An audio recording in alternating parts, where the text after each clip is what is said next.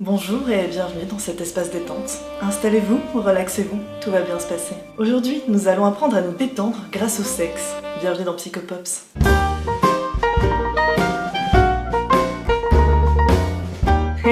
J'espère que je vous ai bien teasé avec ma voix de téléphone rose ratée. Sachez que je ne recommencerai jamais parce que c'était très gênant.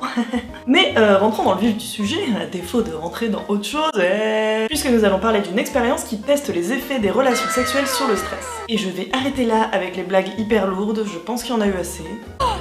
Oh, and I'm spent. Woo.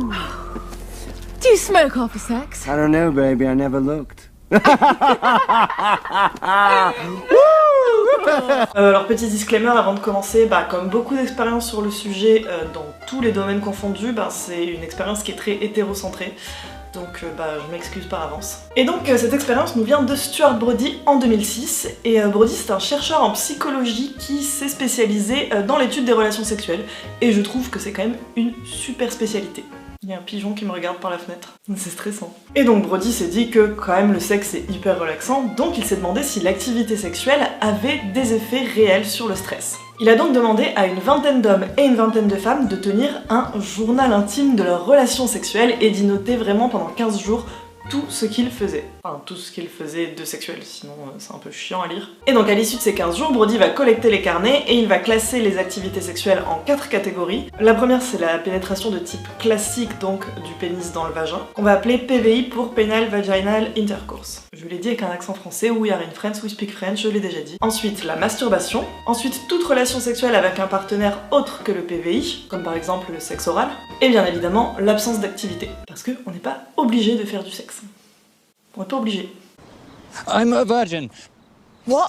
Et la suite de l'expérience, ça va être de mettre nos petits sujets en situation de stress. Et pour ce faire, il va leur demander de faire une présentation orale de 10 minutes sur le sujet de leur choix, mais devant un petit jury composé de gens pas très sympas. En gros, ce jury a été sélectionné spécifiquement pour leur côté antipathique, pour stresser nos sujets. Alors je sais pas vous, mais moi, prendre la parole en public, déjà c'est stressant, alors en plus si le public il a l'air de pas m'aimer et d'être vénère, ça va être encore pire.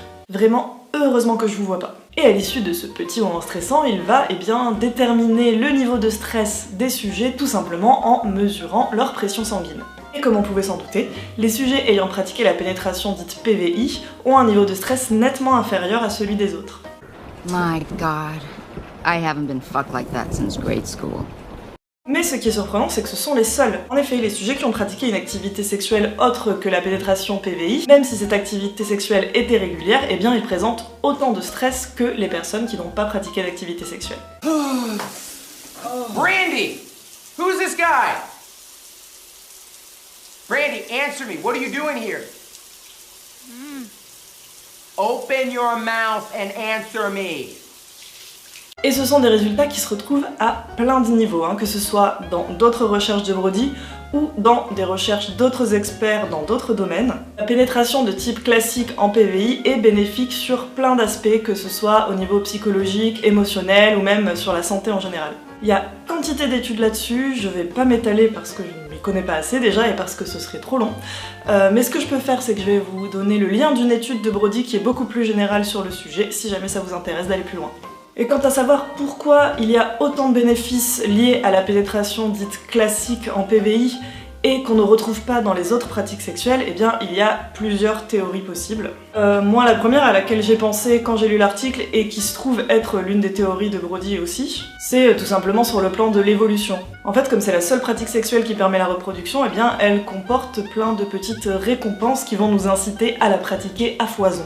Mais bon, en tout cas, ce que vous pouvez retenir, c'est que si vous êtes dans une situation qui vous permet de pratiquer ce genre de relations sexuelles, faites-le. Je vous invite à le faire particulièrement si vous allez avoir une expérience stressante dans la journée, de type un examen, un entretien d'embauche, un voyage sur la ligne 13 du métro parisien. Et je trouve ça quand même super cool qu'un des traitements contre le sexe ce soit juste fait du sexe. C'est juste dommage que ça concerne pas tout le monde.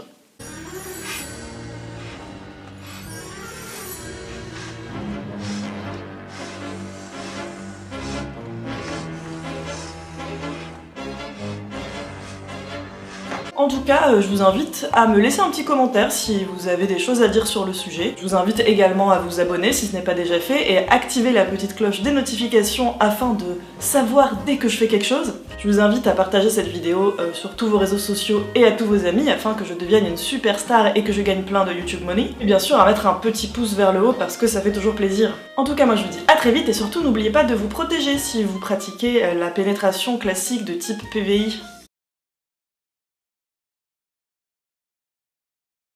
Le sexe.